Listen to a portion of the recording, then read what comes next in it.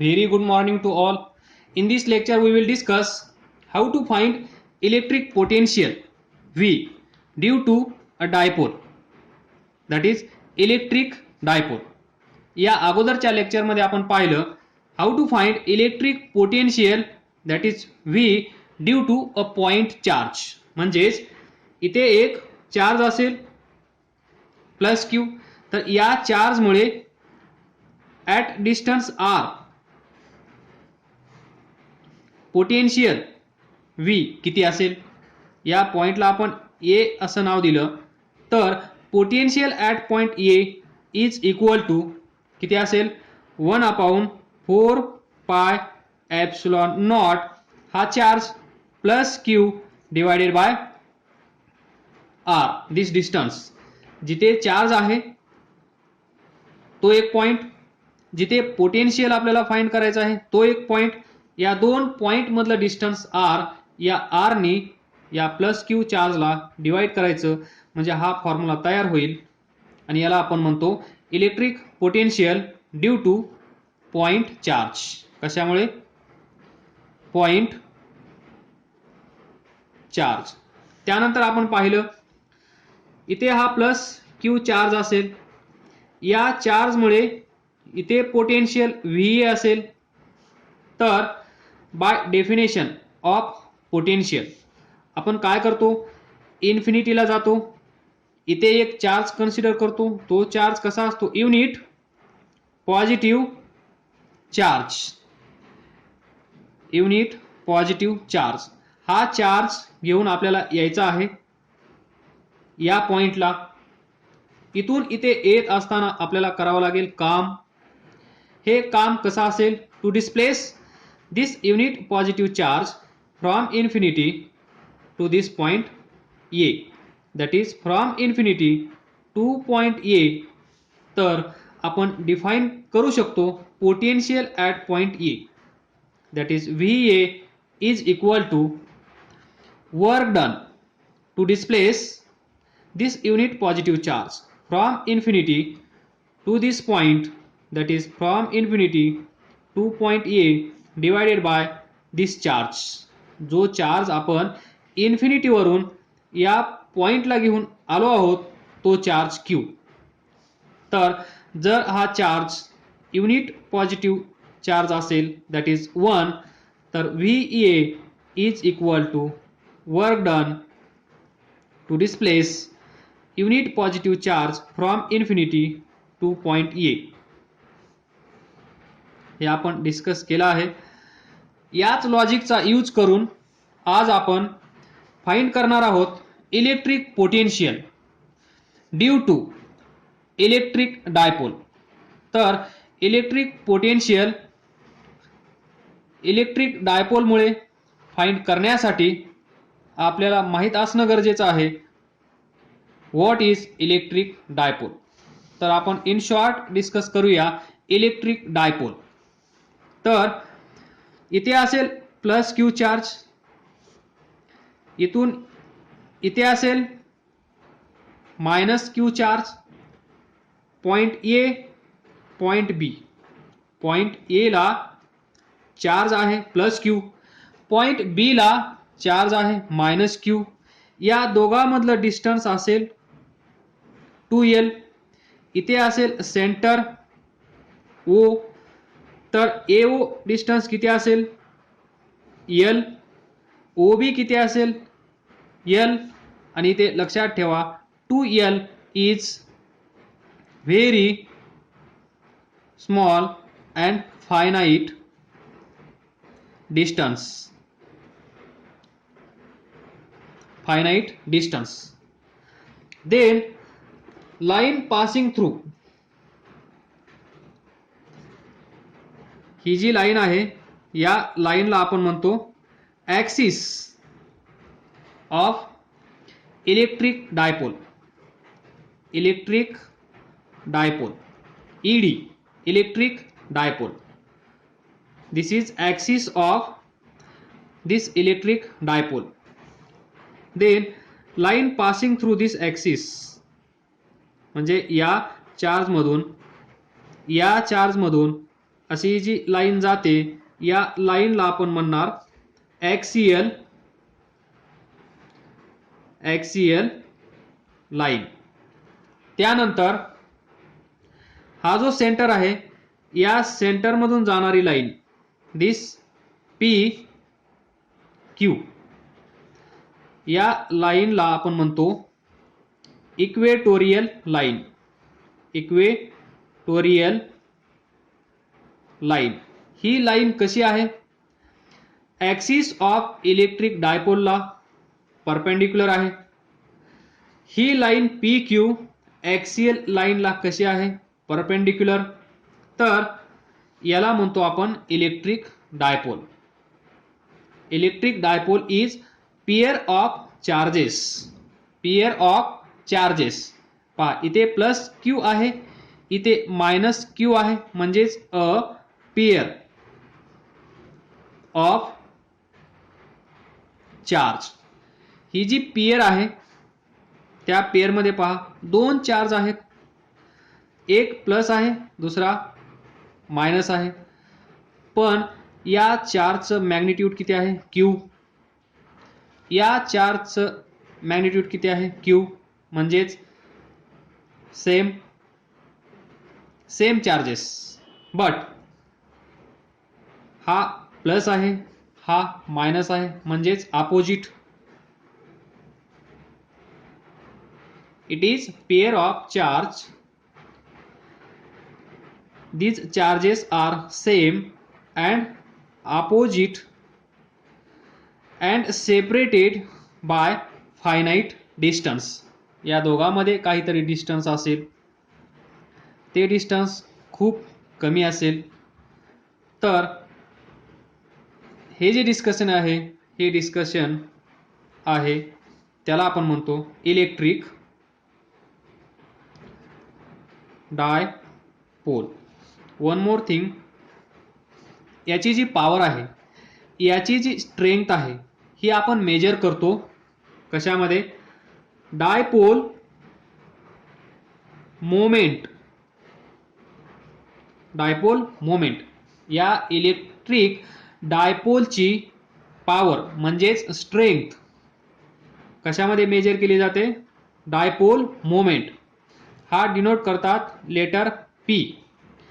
ही जी quantity आहे dipole moment ही आहे vector. त्यामुळे आपण लिहू शकतो पी ला पी बार आणि या पीचं मॅग्निट्यूड असतं पी इज इक्वल टू हे जे दोन चार्ज आहेत same charge that is Q Q this charge into distance between this two charge किती आहे? 2L. P bar L bar position vector, P vector dipole moment. तर हे सर्व तुम्हाला लक्षात ठेवावं लागेल. तर आपण आता फाइंड करूया this electric potential due to electric dipole. Electric dipole तुम्हाला आता समजला आहे. तर इथे यूज होणार आहे ही कन्सेप्ट अँड दिस. तर सिंपल आहे. जर तुम्हाला याच्या अगोदरचं लेक्चर समजलं असेल तर या लेक्चरमध्ये कुठल्याही प्रकारची तकलीफ होणार नाही, कारण आपण हा फॉर्म्युला यूज करणार आहोत. Electric potential due to point charge जर तुम्हाला फाइंड करता येत असेल तर तुम्ही electric potential due to dipole find करू शकता. कारण डायपोल म्हणल्यानंतर इथे दोन चार्ज आहेत, एक प्लस क्यू आहे दुसरा मायनस क्यू आहे. एका चार्जमुळे एवढं पोटेन्शियल क्रिएट होतं, तर याच्यामुळे एवढं पोटेन्शियल, या चार्जमुळे अजून एवढं पोटेन्शियल. तर या दोघांना आपण ऍड करणार आणि आपल्याला भेटेल electric potential due to dipole. तर पहा to find electric potential V due to electric dipole. मग आपण इलेक्ट्रिक डायपोल कन्सिडर केला पाहिजे. तर कन्सिडर करा इलेक्ट्रिक डायपोल प्लस क्यू इथे असेल, इथे असेल मायनस क्यू. या दोघांचा सेंटर ओ इथे असेल. या पॉईंटला ए म्हणा, या पॉईंटला बी म्हणा. हे डिस्टन्स एल असेल, हे डिस्टन्स एल असेल, तर हे डिस्टन्स 2L असेल. तर आपल्याला फाइंड करायचं आहे काय, electric potential due to this electric dipole. तर याच्या शेजारी एक पॉइंट आपण कन्सिडर करूया जिथे आपल्याला potential that is electric potential find करायचं आहे. तर ज्याप्रमाणे आपण पाठीमागच्या लेक्चरमध्ये कन्सिडर केलं, हा चार्ज इथे असेल, तर या चार्जमुळे इथे क्रिएट होणारं potential that is point A. म्हणजे हा चार्ज कन्सिडर केल्यानंतर आपल्याला हा पॉइंट कन्सिडर करावा लागेल. त्याचप्रमाणे due to this electric dipole या शेजारी कुठेतरी प्रत्येक पॉइंटला इलेक्ट्रिक पोटेन्शियल असेल. त्यापैकी एक पॉइंट आपण कन्सिडर करूया. तर तो पॉइंट आहे इथे. या पॉइंटला सी म्हणा. या पॉइंटचं ओ पासूनचं डिस्टन्स आर कन्सिडर करा. ओ पासूनचं डिस्टन्स आर कन्सिडर करा. तर इथे पोटेन्शियल असेल at point C. Potential at point C किती असेल, VC. जसं इथं होतं potential at point A VA, त्याचप्रमाणे at point C potential is VC. तर 1 by 1 पहा, कन्सिडर करा किंवा consider this distance is R1. Consider this distance R2. हा अँगल थीटा. तर पा let R, late C be any point, C be any point near electric dipole. बरोबर. R, this R be distance of this point C from O, from point O which is center of electric dipole. ED म्हणजे electric dipole. त्यानंतर this distance R1 be distance of point C from plus Q charge. Similarly R2 be distance of point C from minus Q charge. पाहिजे R1 is distance from plus Q charge, R2 is distance from minus Q charge. Then this theta be angle made by line OC किंवा CO with axis of electric dipole. See here, this line OC, this angle theta with axis of electric dipole, that is AB. Then we know that we know that इथे पहा इथे एक charge आहे plus Q. या चार्जमुळे या पॉईंटला that is point A ला पोटेन्शियल व्ही ए किती असेल 1/4πε0. चार्ज किती आहे प्लस क्यू. डिस्टन्स किती आहे या दोन पॉईंट मधलं r. So divide by r. Simply आपण या लॉजिकचा इथे यूज करणार आहोत. तर पहा at point C due to this charge या चार्जमुळे या पॉइंटला क्रिएट होणारं पोटेन्शियल आपण कन्सिडर करू V1 बरोबर. या चार्जमुळे इथे क्रिएट होणारं पोटेन्शियल कन्सिडर करू V2. तर V1 किती असेल V1 इज इक्वल टू असं कन्सिडर करा हा एक टायगर आहे हा एक टायगर आहे. आतापर्यंत तुम्ही एका टायगरच्या तावडीत सापडले होतात. आता इथे तुमच्या समोर दोन टायगर आले आहेत. तर असं कन्सिडर करा इथे हा टायगर नाहीच आहे. तर या टायगरमुळे किंवा या टायगरला तुम्ही किती घाबराल. त्यानंतर असं कन्सिडर करा आता हा टायगर निघून गेला हा टायगर आहे. तर या टायगरला तुम्ही किती घाबराल. म्हणजेच या टायगरमुळे इथे क्रिएट झालेली भीती या टायगरमुळे इथे क्रिएट झालेली भीती कशी असेल डबल. याच्यामुळे काहीतरी याच्यामुळे काहीतरी म्हणजे सिंपली असं लॉजिक लावा एक टायगर असेल तर तुम्ही कमी घाबराल दोन टायगर असतील तर तुम्ही जास्त घाबराल. म्हणजेच इथे जे पोटेन्शियल असेल VC कसं असेल याच्यामुळे तयार होणारं पोटेन्शियल V1 प्लस याच्यामुळे तयार होणारं potential V2. This is net potential at point C. त्यापैकी V1 हा V1 कुणामुळे आहे या प्लस क्यू चार्जमुळे.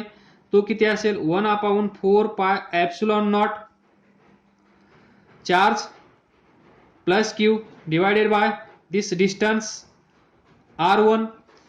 तर या साईडला V2 किती असेल 1/4πε0 चार्ज कोणता आहे मायनस क्यू डिवायडेड बाय या चार्ज पासूनचं या पॉइंट पर्यंतचं डिस्टन्स किती आहे R2. So divide by R2. हे आलं potential due to this charge. हे भेटलं potential due to this charge.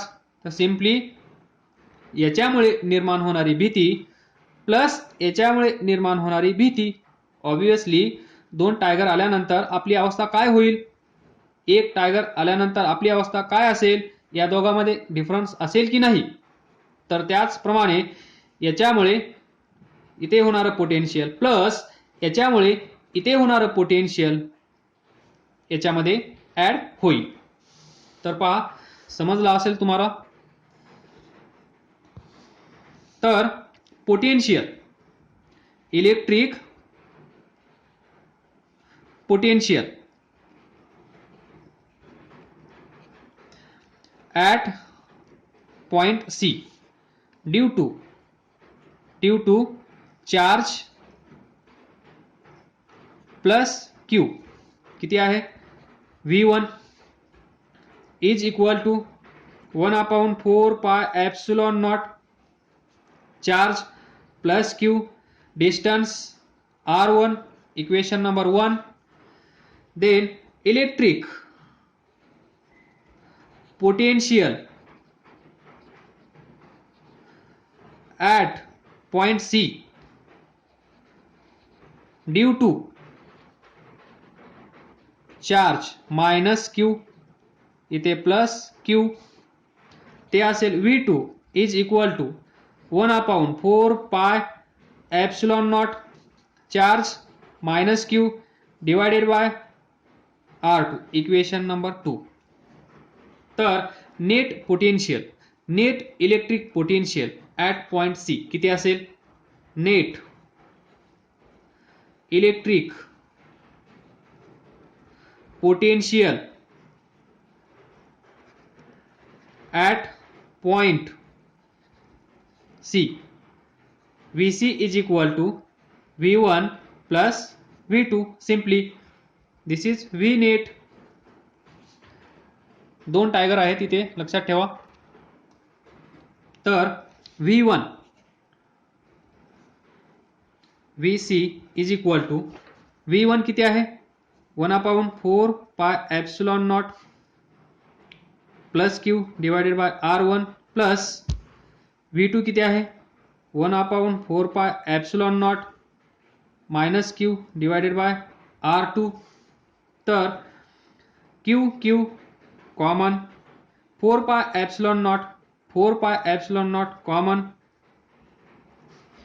Bracket मध्ये असेल या साइडला 1/R1, या साइडला असेल -1/R2.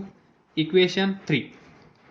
VC is equal to V net. Now next आपलं मेन काम झालं आहे. आता आपल्याला फाइंड करायचं आहे 1/R1 ची व्हॅल्यू, 1/R2 ची व्हॅल्यू, म्हणजेच in short R1 and R2 आपल्याला फाइंड करायचं आहे, जे आपण इथे कन्सिडर केलेलं आहे. R1 from this charge up to this point, R2 from this charge up to this point, म्हणजे R2 अँड R1 फाइंड केलं की हे डेरिवेशन झालं. तर पहा हा ट्रायंगल मी इकडे डबल ड्रॉ करतो.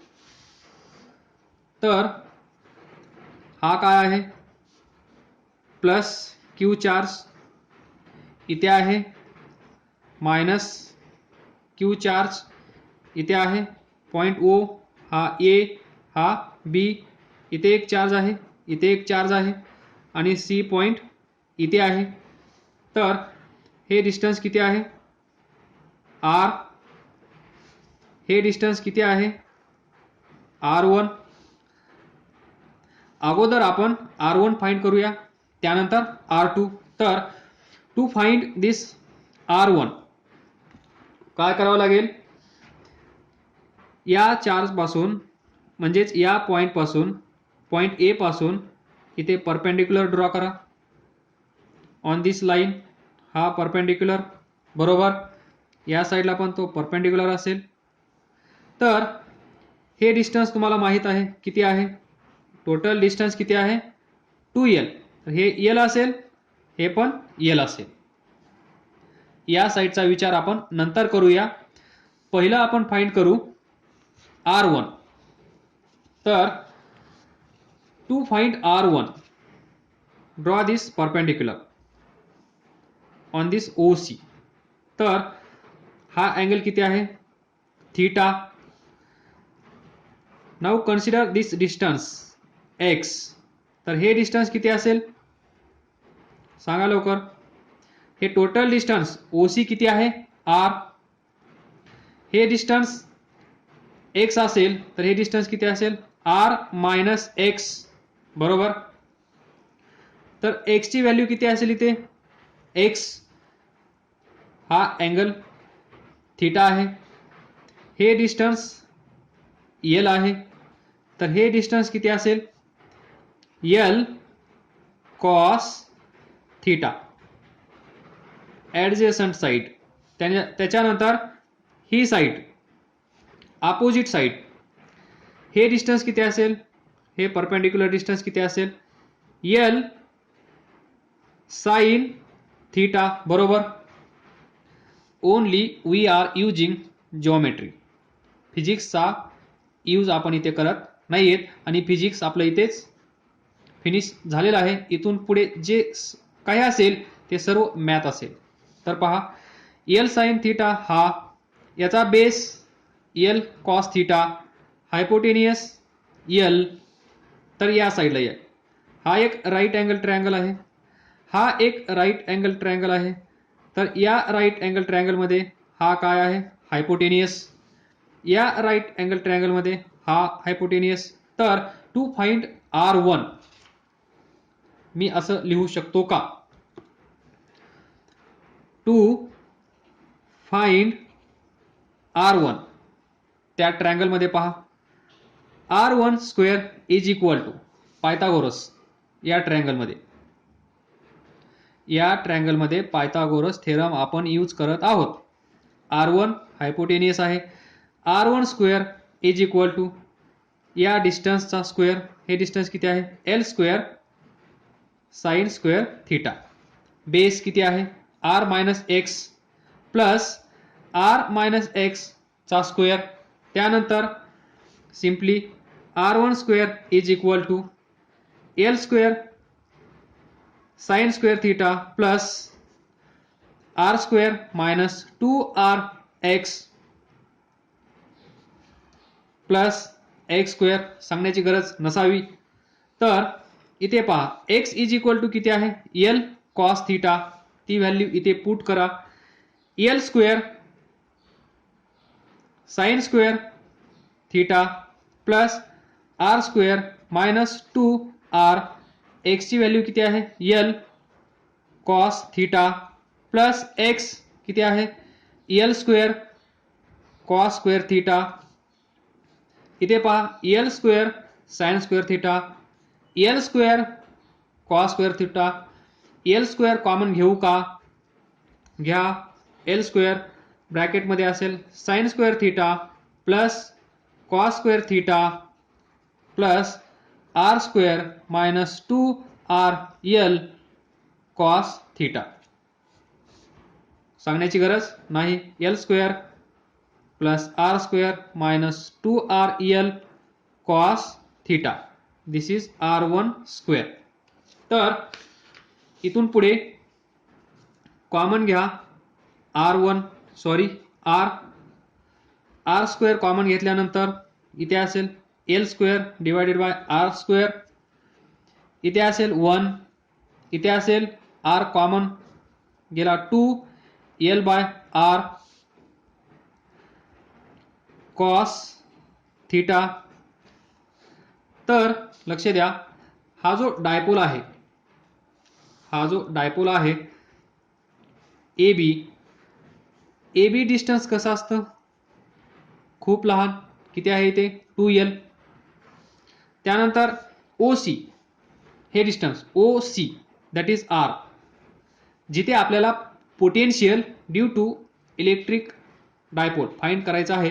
हे डिस्टन्स या पॉइंट पासून या सेंटर पासून किती आहे R.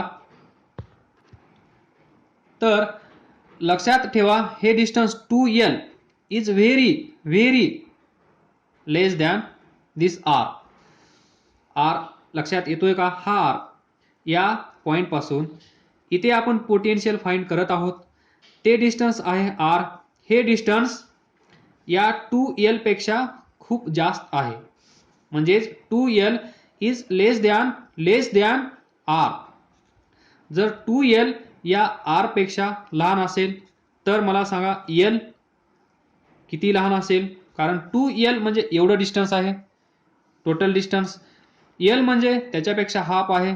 जर 2L या R पेक्षा लहान असेल तर L किती लहान असेल, बरोबर डबल लहान असेल. तर L is less than R. तर now I can write here for very short dipole. जर हा डायपोल खूप लहान असेल तर काय लिहू शकतो आपण, 2L is less than R. त्यावरून असं लिहू शकतो L is less than R. तर L R इकडे घेऊन या, L बाय R लेस दॅन 1, बरोबर. जर L अपॉन R हा रेशो 1 पेक्षा लहान असेल तर इथे लक्ष द्या 0.1 आणि 0.1 चा स्क्वेअर. 0.1 म्हणजे 0.1, 0.1 चा स्क्वेअर म्हणजे 0.01. तर 0.01 लेस दॅन 0.1 मान्य आहे. Simple logic. म्हणजे कुठल्याही याचा जर आपण फ्रॅक्शनचा स्क्वेअर केला तर तो अजूनच लहान होत जातो. म्हणजे 0.1 पेक्षा 0.1 चा स्क्वेअर लहान असतो.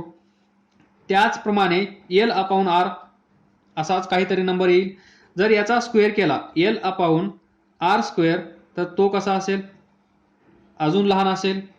म्हणजेच रेशिओ, हा जो रेशिओ आहे L अपॉन R त्याचा स्क्वेअर याच्यापेक्षा खूप लहान असेल, म्हणून आपण L square upon R square neglect करू शकतो. म्हणजेच L square upon R square goes to 0. इथे पहा 0.01 म्हणजे we can consider 0. So by this logic,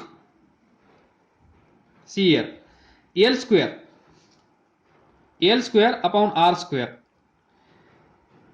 L square upon R square आपण 0 कन्सिडर करूया. त्यानंतर हे इक्वेशन कसं येईल तर पहा, R1 square is equal to R square ब्रॅकेटमध्ये पहिली टर्म 0, त्यानंतर 1 minus 2L upon R cos theta, बरोबर. पण आपल्याला पाहिजे 1 अपॉन R1. तर काय चेंजेस करता येतील, पहिलं फाइंड करून घ्या R1 फाइंड करण्यासाठी काय करावं लागेल, square root, taking square root on both side. तर इथे असेल R1, याचा R या ब्रॅकेटचा 1 minus 2L upon R cos theta 1/2 म्हणजेच square root of this bracket. तर इथे एक लॉजिक तुम्हाला माहित असणं गरजेचं आहे. ते कोणतं, 1 plus x raise to n म्हणजेच बाय बायनॉमियल थेरम. जर x हा जो x आहे, हा x जर खूप लहान असेल कुणापेक्षा, n पेक्षा, तर याला आपण असं लिहू शकतो 1 प्लस nx. याचं सोल्युशन असं असेल जर x is very very less than n. तर पहा आपल्याला भेटला आहे R1, पाहिजे 1 अपॉन R1. तर काय करा, 1 upon R1 is equal to 1 upon R, 1 minus